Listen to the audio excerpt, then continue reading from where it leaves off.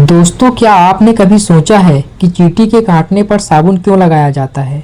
खाने के बाद एंटासिड क्यों दी जाती है? और नींबू से तांबे के बर्तन कैसे चमक जाते हैं?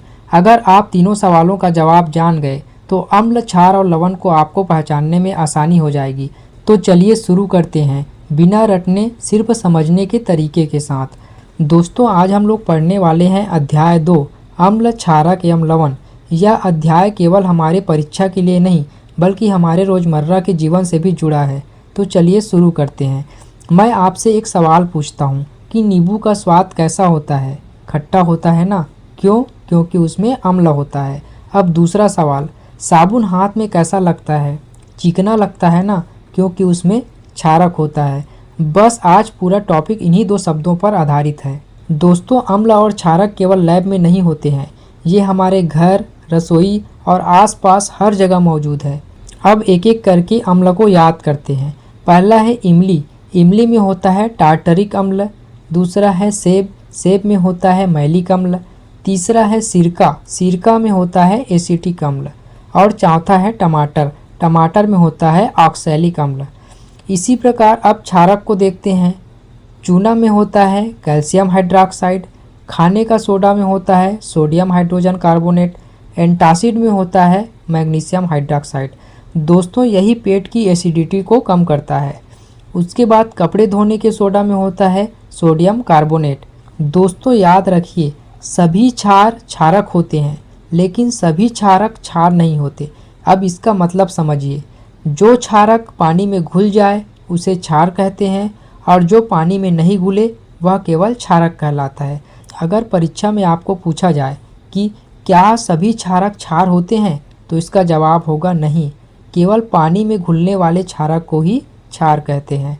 तो दोस्तों, इस क्लास में हमने सीखा कि इमली में टार्टरिक अम्ल पाया जाता है, सेब में मैलिक अम्ल पाया जाता है, सिरका में एसिटिक अम्ल पाया जाता है, टमाटर में ऑक्जेलिक अम्ल पाया जाता है, चूना में कैल्शियम हाइड्रोक्साइड होता है, खाने के सोडा में सोडियम हाइड्रोजन कार्बोनेट होता है, एंटासिड में मैग्नीशियम हाइड्रोक्साइड होता है और कपड़ा धोने के सोडा में सोडियम कार्बोनेट होता है। दोस्तों, आज हमने समझ लिया कि अम्ल और क्षारक हमारे आसपास कहाँ कहाँ पाए जाते हैं। अगली क्लास में हम जानेंगे कि सूचक या इंडिकेटर क्या होता है और लिटमस पेपर का रंग क्यों बदलता है। दोस्तों, अगर मैं आपको दो पारदर्शी बोतलें दूं तो क्या आप बिना चखे बता सकते हैं कि इनमें से कौन सा अम्ल है और कौन सा क्षार है? और क्या आपको पता है कि सिर्फ एक छोटी सी लाल नीली पट्टी पूरा सच बता देती है? इतना ही नहीं, आज आप यह भी जानेंगे कि अम्ल जो है लोहे और जिंक जैसी धातुओं के साथ मिलकर ऐसी कौन सी गैस बनाती है जिसे जलाने पर पॉप की आवाज़ आती है। आज की क्लास आपकी परीक्षा के लिए काफ़ी महत्वपूर्ण है, इसलिए क्लास को अंत तक जरूर देखें। दोस्तों, पिछली क्लास में हमने जाना कि अम्ल और क्षारक हमारे आसपास कहाँ पाए जाते हैं। अब सवाल है, अगर किसी बोतल पर नाम ही ना लिखा हो तो पहचानेंगे कैसे? यही काम आता है सूचक या इंडिकेटर, अर्थात जो पदार्थ अपना रंग बदलकर हमें बताए कि कोई विलयन अम्लीय है या क्षारीय, उसे सूचक या इंडिकेटर कहते हैं। सबसे प्रसिद्ध सूचक या इंडिकेटर होता है लिटमस पेपर। दोस्तों, ध्यान रखिए, अम्ल जो है नीले लिटमस को लाल कर देता है और क्षार जो है लाल लिटमस को नीला कर देता है। दोस्तों, अब देखते हैं प्राकृतिक इंडिकेटर या प्राकृतिक सूचक क्या होता है। आपके बुक में 3 प्राकृतिक सूचक बताए गए हैं। एक है गुड़हल का फूल, दूसरा है लाल गुलाब और तीसरा है हल्दी। ये भी रंग बदलकर अम्ल और क्षार की पहचान कर लेते हैं। दोस्तों, अब कुछ रासायनिक सूचक के नाम भी देख लेते हैं। तो पहला है फिनालाप्थेलिन और दूसरा है मिथाइल ऑरेंज। यह नाम आपकी परीक्षा में अक्सर पूछे जाते हैं। दोस्तों, अब आपकी बुक की गतिविधि को समझने का प्रयास करते हैं। 3 कांच की स्लाइड लेते हैं। पहली पर फिनालेप्थिलिन, दूसरी पर मिथाइल ऑरेंज और तीसरी पर गुड़हल का रस ले लेते हैं। अब इन पर 1 बूंद अम्ला डालते हैं, फिर 1 बूंद क्षार डालते हैं, जिससे इनके रंग बदल जाते हैं। यही रंग परिवर्तन हमें बताता है कि पदार्थ अम्ल है या क्षार है। दोस्तों, अब आते हैं अम्ल एवं क्षारक के रासायनिक गुणधर्म पर। जब कोई अम्ल किसी धातु से अभिक्रिया करता है तो लवण और हाइड्रोजन गैस बनता है, जो कि आपके परीक्षा में सीधे पूछे जाते हैं। एक उदाहरण लेकर देखते हैं। हाइड्रोक्लोरिक अम्ल जिंक के साथ अभिक्रिया करता है तो बनता है जिंक क्लोराइड और हाइड्रोजन गैस। दोस्तों अब सवाल यह है कि हमें कैसे पता चलेगा कि बनी हुई गैस जो है हाइड्रोजन गैस है। तो इसका उत्तर यह है कि जलती हुई तीली को हम गैस के पास ले जाएंगे। अगर पॉप करके आवाज़ आता है तो हमको समझ जाना है कि हाइड्रोजन गैस बना है। दोस्तों अब दूसरा रिएक्शन देखते हैं। क्षार किसी धातु के साथ क्रिया करती है तो लवण और हाइड्रोजन गैस बनाता है। जैसे कि सोडियम हाइड्रॉक्साइड जिंक के साथ क्रिया करके सोडियम जिंकेट और हाइड्रोजन गैस बनाता है। दोस्तों आज हमने जाना कि सूचक क्या है। जो रंग बदलकर पहचान कराने वाला पदार्थ होता है वही सूचक कहलाता है। हमने जाना कि अम्ल जो है नीले लिटमस को लाल कर देता है, क्षार जो है लाल लिटमस को नीला कर देता है। जब अम्ल और धातु क्रिया करता है तो लवण और हाइड्रोजन गैस बनता है। जब क्षार और जिंक क्रिया करता है तो सोडियम जिंकेट और हाइड्रोजन गैस बनता है। दोस्तों आज हमने सीख लिया कि बिना चखे अम्ल और क्षार की पहचान कैसे की जाती है और अम्ल व क्षार धातुओं के साथ कैसी अभिक्रिया करते हैं। अगली क्लास में हम पढ़ेंगे कि अम्ल धातु कार्बोनेट एवं धातु हाइड्रोजन कार्बोनेट के साथ कैसी अभिक्रिया करते हैं और कार्बन डाइऑक्साइड गैस कैसे बनती है। दोस्तों अगर मैं नींबू का रस और साबुन का घोल मिला दूं तो क्या होगा? क्या दोनों एक दूसरे को खत्म कर देंगे? और क्या आपने कभी सोचा है कि शुद्ध पानी में बिजली कम चलती है लेकिन अम्ल और क्षार के घोल में बिजली आसानी से चल जाती है, क्यों? दोस्तों इन तीनों सवालों का जवाब आपको आज की क्लास में मिलेगा।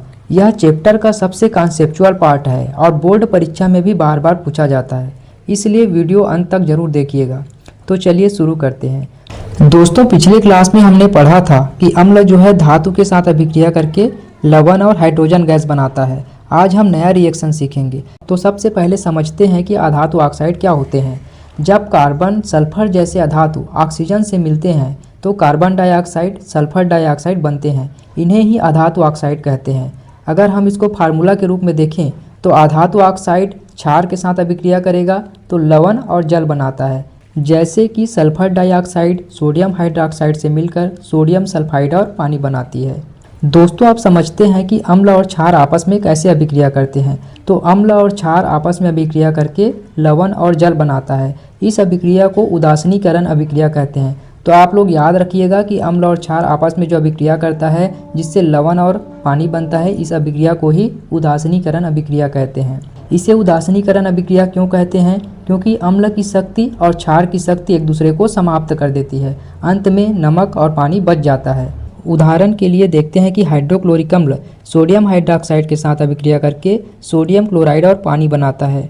दोस्तों अब कुछ रियल लाइफ एग्जांपल देखते हैं। अगर चींटी काट लें तो लोग जो है साबुन लगाते हैं। क्यों लगाते हैं?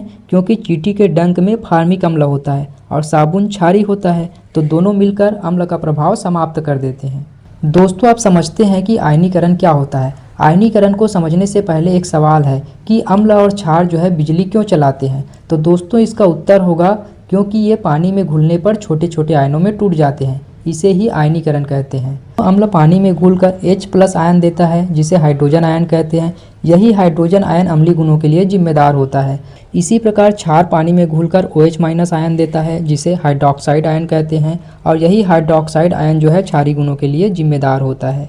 दोस्तों याद रखिएगा अम्ल जो है H+ आयन यानी कि हाइड्रोजन आयन देता है और क्षार जो है OH- आयन यानी कि हाइड्रोक्साइड आयन देता है। आपको बस इतना याद रहेगा तो पूरा टॉपिक हमेशा के लिए याद रहेगा। दोस्तों आपकी किताब में एक वैज्ञानिक का नाम है स्वांटे ऑगस्ट अरहेनियस। उन्होंने बताया कि अम्ल पानी में हाइड्रोजन आयन देते हैं, क्षार पानी में हाइड्रोक्साइड आयन देते हैं। इसी सिद्धांत को अरहेनियस थ्योरी कहते हैं। दोस्तों आज हमने सीखा कि अधातु ऑक्साइड क्षार के साथ अभिक्रिया करके लवण और जल बनाता है। अम्ल जो है क्षार के साथ अभिक्रिया करके लवण और जल बनाता है जिसे उदासीनीकरण कहते हैं। अम्ल हाइड्रोजन आयन देता है, क्षार हाइड्रोक्साइड आयन देता है। दोस्तों अगर आपने इस क्लास को अच्छे से देखा होगा तो इन प्रश्नों के उत्तर आप आसानी से दे पाएंगे कि आयनीकरण क्या है, उदासीनीकरण अभिक्रिया किसे कहते हैं, अम्ल कौन सा आयन देता है, क्षार कौन सा आयन देता है, अरहेनियस ने क्या बताया था। दोस्तों आज हमने सीखा कि क्षार अधातु ऑक्साइड से कैसे अभिक्रिया करते हैं, अम्ल और क्षार मिलकर लवण और जल कैसे बनाते हैं और आयनीकरण क्या होता है। अगली क्लास में हम पढ़ेंगे पीएच मान, दैनिक जीवन में पीएच का महत्व और सबसे महत्वपूर्ण प्रश्नों के उत्तर। दोस्तों अगर मैं आपसे पूछूं कि हमारे पेट में तेजाब क्यों होता है, टूथपेस्ट क्षारीय क्यों होता है और नमक हमेशा उदासीन होता है या नहीं, आज की क्लास के बाद आप सिर्फ पीएच देखकर ही बता देंगे कि कोई पदार्थ अम्लीय है या क्षारीय है या उदासीन है। और सबसे मज़ेदार बात यह है कि बोर्ड परीक्षा में यही सवाल हर बार पूछे जाते हैं, इसलिए आज की क्लास बिल्कुल भी मिस मत कीजिएगा। तो चलिए शुरू करते हैं। दोस्तों, मैं हूं हेमलाल साहू और आप देख रहे हैं सीजी बोर्ड सक्सेस एकेडमी। यह अम्ल क्षारक एवं लवण अध्याय की हमारी चौथी क्लास है। पिछली क्लास में हमने अम्ल क्षारक की पहचान और गुणधर्म समझे थे। आज हम सीखेंगे पीएच स्केल, दैनिक जीवन में पीएच का महत्व, लवण कैसे बनते हैं, क्या सभी लवण उदासीन होते हैं। तो चलिए शुरू करते हैं। दोस्तों, मान लीजिए कि आपके सामने दो घोल रखे हैं, दोनों देखने में बिल्कुल एक जैसे हैं, तो क्या आप देखकर बता पाएंगे कि कौन ज़्यादा अम्लीय है या नहीं है? इसलिए वैज्ञानिकों ने बनाया है पीएच स्केल। पीएच का मतलब है पोटेंशियल ऑफ हाइड्रोजन, यानी घोल में हाइड्रोजन आयनों की मात्रा। दोस्तों, यदि किसी विलयन का पीएच मान 7 आता है तो वह विलयन उदासीन होता है, 7 से कम आता है तो वह विलयन अम्लीय होता है, 7 से अधिक आता है तो वह विलयन क्षारीय होता है। यह भी ध्यान रखिए कि यदि किसी विलयन का पीएच मान 0 आता है तो वह सबसे प्रबल अम्ल होता है, किसी विलयन का पीएच मान 7 आता है तो वह उदासीन होता है, यदि किसी विलयन का पीएच मान 14 आता है तो वह सबसे प्रबल क्षार होता है। दोस्तों, ज़रा सोचिए, अगर पीएच का उपयोग सिर्फ लैब में होता तो हमें क्यों पढ़ाया जाता? यह हमें इसलिए पढ़ाया जाता है क्योंकि पीएच हमारी रोज़मर्रा की ज़िंदगी में भी बहुत काम आता है। जैसे कि पेट में अम्ल, हमारे पेट में हाइड्रोक्लोरिक अम्ल होता है। यही हाइड्रोक्लोरिक अम्ल हमारे भोजन को पचाने में मदद करती है। यदि ये हाइड्रोक्लोरिक अम्ल ज़्यादा बन जाए तो पेट में एसिडिटी हो जाता है, तब डॉक्टर हमें एंटासिड देते हैं। इसी प्रकार यदि मुंह का पीएच मान लगभग 5.5 से नीचे चला जाए तो दांत खराब होने लगते हैं। इसी कारण टूथपेस्ट हल्का क्षारीय बनाया जाता है। इसी प्रकार मधुमक्खी के डंक में अम्लीय पदार्थ होता है, इसलिए उस पर बेकिंग सोडा लगाने से राहत मिलती है। दोस्तों, अब आपके लिए एक महत्वपूर्ण प्रश्न है, क्या नमक सिर्फ खाने वाला नमक ही होता है? नहीं, रसायन विज्ञान में जब अम्ल और क्षार आपस में अभिक्रिया करते हैं तो बनाते हैं लवण और जल। इसे कहते हैं उदासीनीकरण अभिक्रिया। जैसे कि हाइड्रोक्लोरिक अम्ल सोडियम हाइड्रोक्साइड के साथ अभिक्रिया करके बनाता है सोडियम क्लोराइड और H2O, यानी अम्ल और क्षार अभिक्रिया करके बनाता है लवण और जल। दोस्तों, क्या सभी लवण उदासीन होते हैं? तो इसका उत्तर होगा नहीं, क्योंकि कुछ लवण अम्लीय होते हैं, कुछ क्षारीय होते हैं और कुछ उदासीन होते हैं। अब इसे कैसे याद रखें? दोस्तों, आपको ध्यान रखना है, जब प्रबल अम्ल प्रबल क्षार के साथ अभिक्रिया करता है तो उदासीन लवण बनता है, और जब प्रबल अम्ल दुर्बल क्षार के साथ अभिक्रिया करता है तो अम्लीय लवण बनता है। इसी प्रकार दुर्बल अम्ल जब प्रबल क्षार के साथ अभिक्रिया करता है तो क्षारीय लवण बनता है।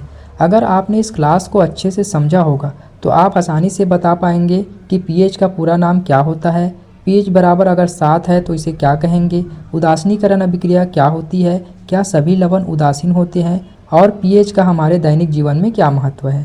तो दोस्तों, आज हमने सीखा पीएच स्केल, दैनिक जीवन में पीएच का महत्व, लवण, उदासीनीकरण अभिक्रिया, सभी लवण उदासीन क्यों नहीं होते। दोस्तों, क्या आपने कभी सोचा है कि बारिश का पानी भी जहर बन सकता है? क्या सच में एक बारिश पेड़ों को सुखा सकती है, इमारतों को खराब कर सकती है और इंसानों को बीमार भी कर सकती है? आज हम सिर्फ 2 मिनट में अम्लीय वर्षा का पूरा रहस्य समझेंगे। यह बोर्ड परीक्षा का एक महत्वपूर्ण टॉपिक है, इसलिए वीडियो में अंत तक बने रहिएगा। तो चलिए शुरू करते हैं। दोस्तों, मैं हूं हेमलाल साहू और आप देख रहे हैं सीजी बोर्ड सक्सेस एकेडमी। यह अम्ल क्षारक एवं लवण अध्याय की हमारी 5वीं और अंतिम क्लास है। आज हम सीखेंगे अम्ल वर्षा कैसे बनती है, इसके नुकसान क्या क्या होते हैं, बोर्ड परीक्षा में किस प्रकार के प्रश्न पूछे जाते हैं। तो चलिए शुरू करते हैं। अम्ल वर्षा क्या होता है? दोस्तों, सामान्य वर्षा के पानी का पीएच लगभग 7 माना जाता है, लेकिन जब वर्षा के पानी का पीएच 5.6 से कम हो जाता है तो उसे कहते हैं अम्ल वर्षा। दोस्तों, याद रखिएगा, अगर पीएच 5.6 से कम हो जाता है तब उसे अम्ल वर्षा कहते हैं। आखिर बारिश का पानी अम्लीय बनती कैसे है? कारखानों, वाहनों और बिजली घरों से निकलती है 3 मुख्य गैसें, कार्बन डाइऑक्साइड, सल्फर डाइऑक्साइड और नाइट्रोजन ऑक्साइड। ये गैसें बादलों के पानी में घुलकर उसको अम्ल बना देती है। दोस्तों, कार्बन डाइऑक्साइड पानी के साथ क्रिया करके बनाता है कार्बोनिक अम्ल, सल्फर डाइऑक्साइड पानी के साथ क्रिया करके बनाता है सल्फ्यूरिक अम्ल, नाइट्रोजन डाइऑक्साइड पानी के साथ क्रिया करके बनाता है नाइट्रिक अम्ल। तो आप याद रखिएगा कि कार्बन डाइऑक्साइड से बनता है कार्बोनिक अम्ल, सल्फर डाइऑक्साइड से बनता है सल्फ्यूरिक अम्ल और नाइट्रोजन डाइऑक्साइड से बनता है नाइट्रिक अम्ल। दोस्तों, अब सोचिए, अगर अम्लीय पानी बरसेगा तो क्या होगा? पेड़ पौधे नष्ट होते हैं, फसलें खराब हो जाती है, मिट्टी की उर्वरता कम हो जाती है, नदियों और तालाबों के जीव मर सकते हैं और इमारतें और स्मारक खराब होने लगते हैं। तो दोस्तों आज हमने सीखा कि अगर बारिश के पानी का पीएच मान 5.6 से कम है तो उसे अम्लीय वर्षा कहते हैं। कार्बन डाइऑक्साइड से कार्बोनिक अम्ल बनता है, सल्फर डाइऑक्साइड से सल्फ्यूरिक अम्ल बनता है, नाइट्रोजन डाइऑक्साइड से नाइट्रिक अम्ल बनता है। और जो अम्लीय वर्षा है वो पौधे, जल, इमारतों को नुकसान पहुँचाता है। तो आज की क्लास के साथ अम्ल, क्षारक एवं लवण अध्याय पूरी तरह से समाप्त हो गया है। अगर आपने क्लास 1 से क्लास 5 तक सभी वीडियो ध्यान से देख लिए हैं तो इस अध्याय से बोर्ड परीक्षा के अधिकांश प्रश्न आत्मविश्वास के साथ हल कर पाएंगे।